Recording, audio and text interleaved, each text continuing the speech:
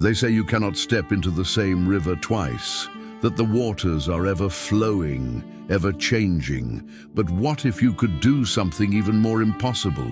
What if you could step into the mind of the one who first spoke those words?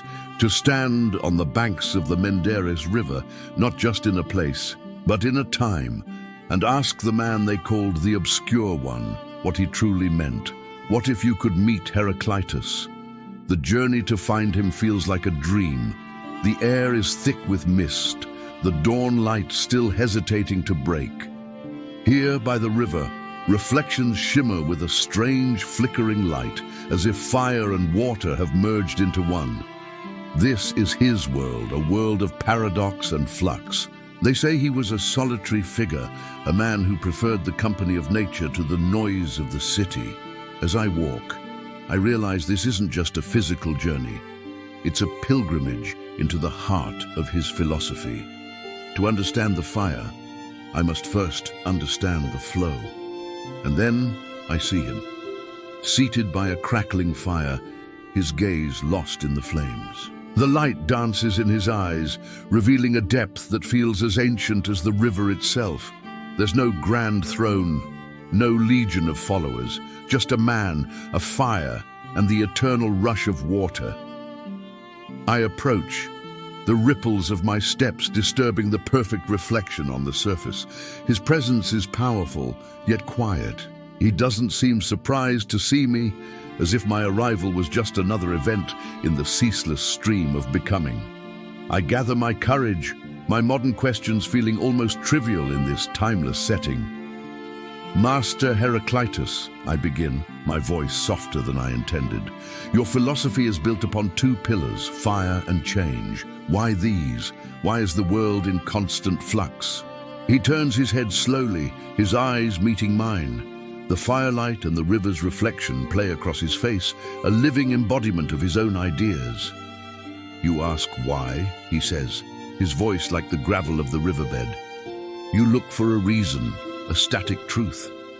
But there is none. All things burn, all things flow.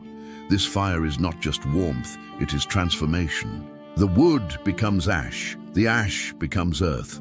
The river is not just water, it is a journey from the mountains to the sea. What you call life is the dance between this flame and that water. It is not a state of being, but a process of becoming. He gestures towards the world around us.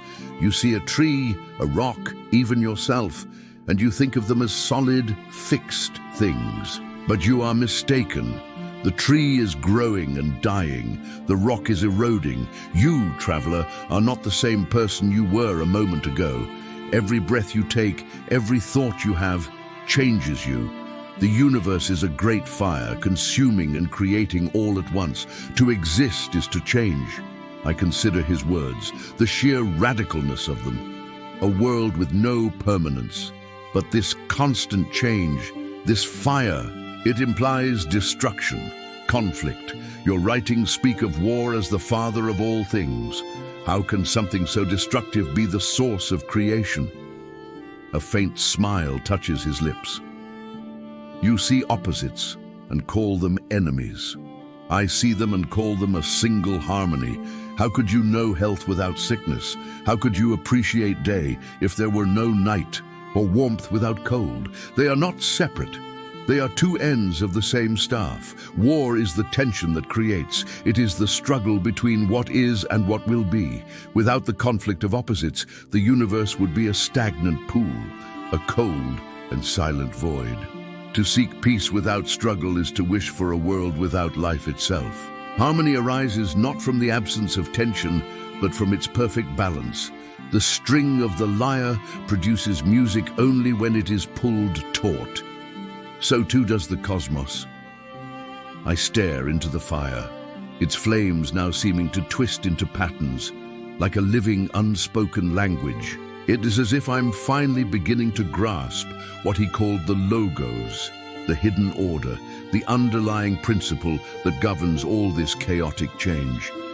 It's a reason that isn't a simple answer, but a dynamic pattern. It strikes me that Heraclitus never intended for his words to be simple. He wasn't a teacher giving easy lessons. He was an awakener.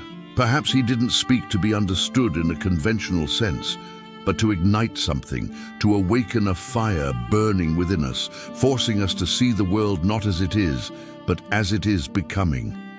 As I turned to leave, the first rays of full sunlight finally pierced the mist, setting the river ablaze with light. Every drop seems to reflect the fire from the bank. His voice reaches me one last time, a whisper carried on the morning air, fading like an echo. Everything flows, even you, traveler. And in that moment I understand. The journey doesn't end here. It's just beginning. Thank you for joining me on this journey back in time. If these ideas spark something in you, consider subscribing and joining our community of thinkers and explorers. Until next time, keep questioning.